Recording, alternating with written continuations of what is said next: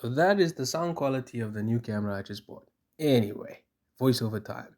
So in this little snap, I'm pointing to the drain bolt and the filler nut to do the drive shaft oil change. Now, at this point, I'm telling you the sizes that will be needed. The bottom is a 6mm Allen key, and at the top is supposed to be a 5mm Allen key. But you will find out a bit later that's different. So here I thought I got it all good, it fit in well, but that bolt was damaged. Telling you the oil I'm using, ATW90. So getting the lower filler bolt out, I said Allen key earlier. Sorry, I meant to say it's a spline type, but I think it is a 6mm. But anyway, you guys will figure it out because you're smart like that. So I got it out. I know you can get the bolt replaced because the seal, there's an O-ring that comes in it. When you're doing the drain, just be careful to have something ready when it starts to flow. So here, I'm telling you about the magnetic little bolt in the bottom. And the purpose of that is to make sure that any iron filings that end up at the bottom get sucked down into this little filler cap and out of your drive shaft system. And then, time to put it back. Here, I'm just explaining that 25 Newton meters of torque is more than enough. I use 2 fingers at the end of the ratchet, or the wrench as some of you might call it. And that's just to make sure I don't over tighten. And here I was showing you how the previous person had damaged this filler nut and I couldn't get it out. And there, I'm stressing it out. Needed to be up high somewhere to think. Right, I know you're gonna think I'm mental, but desperate times call for desperate measures. On the right is what I've drained out. On the left is what I'm putting back. Also, I'm using ATW90, not 75, but it's not an issue with the climate and conditions that we have here in sunny South Africa. Now, this was the only way I could measure the correct oil. But what's even funnier is when you see how I'm going to fill this back in the bike.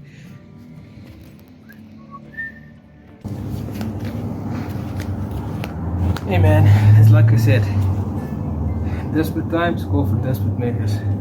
How many of you all use this for your nose? Closest thing I could find in the kitchen to a funnel. I'm actually going to turn the bike. I'm going to tilt it upside down as far as I can and pour the oil in. Crazy, right?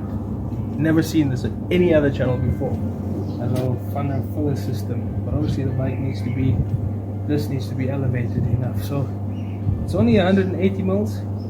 It's less than a cup.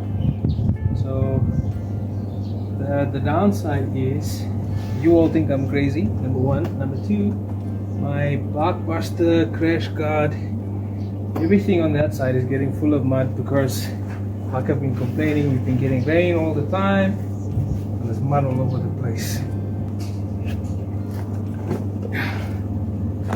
Okay, I'm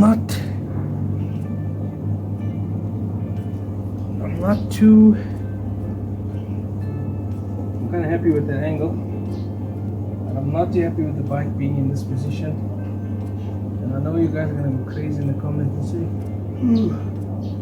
but the oil's going on, and the fuel, and this and that. What I'm thinking is, I should actually, because if I don't make some kind of a plan now, I don't have a bike tomorrow morning. And I ain't using my car. Boy. So, BMW spec says 75 W90. I'm doing an 80, 90, 85, 90, I think. But again, no real issue with the responsibility. What a day.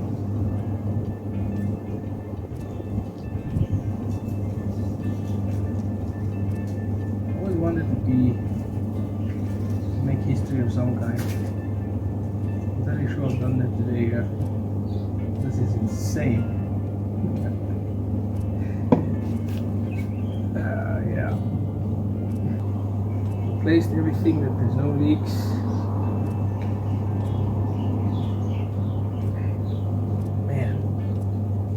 Things we do for love. And I mentioned earlier, I like to tighten down here because up here you've got too much torque. So down here, so you know, once you know you can't move it with your hand anymore, happy with that. Alright, let's flip this baby upside down and see if we've got leaks. Just want to get some of this oil here.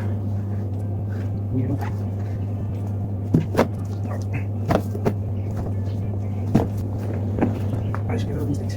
Okay, there we go. I don't have my. Okay, so we got it this side. Just a quick pointer, don't do what I did and start the bike immediately after having it tilted on its side. Should give the fluids a chance to get through. So just so you know, I've tried everything today. Everything. Don't ask me what the CV joint's for. This is the price we pay. But she's used to being muddy and dirty. So what I want to do now is I have on a center stand, put it in here, run this baby through a little,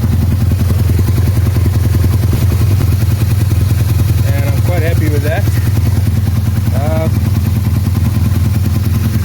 Probably back to neutral. I want to come and have a look how we're doing down here.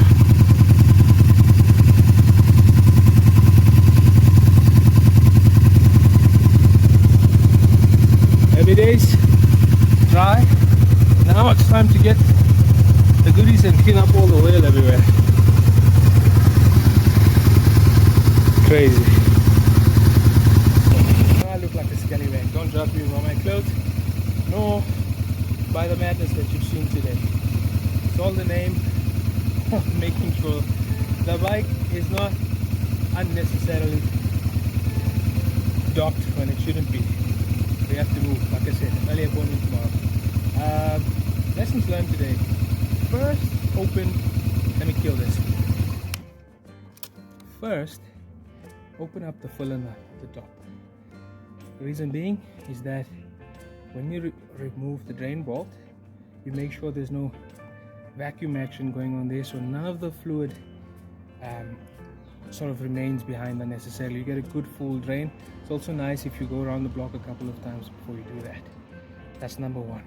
Also, you'll avoid the problem I had today, where you learned later that you had a problem with the filler nut and had to turn your bike upside down to get the oil back in. So do that. Don't forget to make a note in your service book that you've done the Driveshaft service and oil. Well, it's an oil change, not a Driveshaft. It's a minor oil change. It's not a Driveshaft service. That's something different, because with that you actually have to remove it and lube the connectors. I'm looking for the word, the splines that connect where the gearbox is and at the rear as well to the wheel. So that's a bit different. This was just an oil change. Yeah, so I've heard people say online that you need a 6 Allen key bolt for the filler bolt, 6 Allen key for the filler bolt at the top. I'm sun-dried, but to be honest, mine didn't work. Anything I tried in there, rounded it. I even tried drilling it, broke drill bits, and I think somewhere along the inside. But I'm happy that I did turn the bike upside down, because then I saw the additional iron filings I created from the inside. So obviously now I'm going to ride it a bit and have a look at I'm actually thinking that I should get the bolt repaired and then do a drain, just do a service again, because I don't know if there's any remaining iron filings in there. But what's nice about it is that it doesn't really cause damage, like you'll see in the edit earlier. Maybe I'll put a picture up here somewhere. Earlier on, when I first took out the drain bolt with the old oil, there was actually like sludge in the bottom. You could see it was iron filings because of the color, but it was sludgy because obviously the shaft grinds those things very fine, and it mixes with the oil, and as the oil settles when you park, it magnets what throws it to the bottom.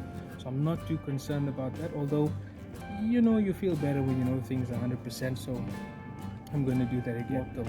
But I'm happy with what I did. I've got my 180 milliliters of oil in there, and I've told you about the viscosity, I've told you about the tools, I've told you about the Newton meters, the torque spec, and I think that's it. I think that's it for this video. Yeah, so I'm gonna do oil change on the bike as well, but that's for another day. Also, I'm gonna do more tutorials about how to set up your handlebars and all kinds of things. Your handlebars, your risers if you want to use them, and the jury is still out in those mirrors. Just setting up your bike and customizing it for you to be the most comfortable and to enjoy it out and to be as safe as possible on the trails as well. But I think that's it for today. I'm tired. I have a bike to wash. I've got a body to wash, and there's a lot of me. So that's it for now. Thank you if you've stayed this far. Like, comment, subscribe, do all those things, and I'll see you in the next video. DS the GS guy out.